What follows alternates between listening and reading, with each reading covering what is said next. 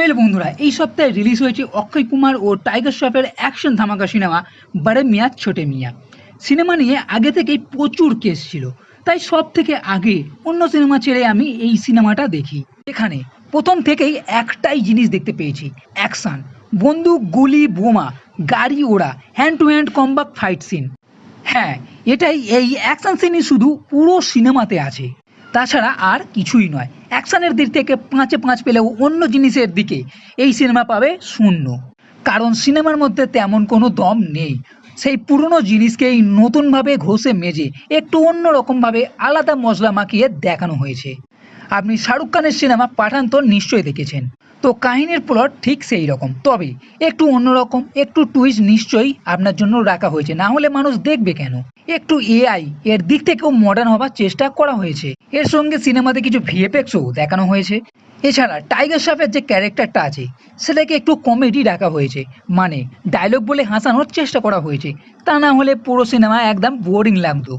এই সিনেমাটা কিন্তু অনেকটা লম্বা, 2 ঘন্টা 40 মিনিটের কাছে, যার প্রথম 20 মিনিট দেখানো হবে ভারত একটা নতুন ডিফেন্স হাতিয়ার তৈরি করেছে, যেটা সেফ লোকেশনে নিয়ে যাওয়ার সময় তার উপর হামলা হয় এবং সবাইকে মেরে সেই হাতিয়ার নিয়ে চলে যায়। এখানে এন্ট্রি হবে নতুন এক ভিলেনের, আর যে এই হামলাটা সেখানে আমরা মাথা ঘুরিয়ে দেবে।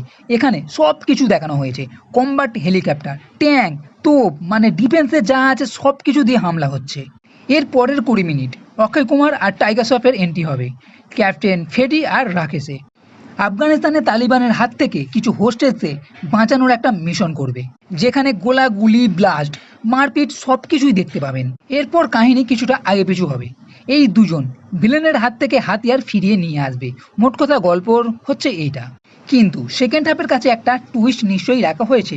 এই যে ভিলেন, সে প্রথমে সেনাতেই ছিল, এআই এর মাধ্যমে রোবট ক্লোন আর্মি তৈরির এক ব্লুপ্রিন্ট তৈরি করে, কিন্তু সেনা সেটা নাকচ করে দেয়, সে বিগড়ে যায় এবং ভিলেন হয়ে যায়।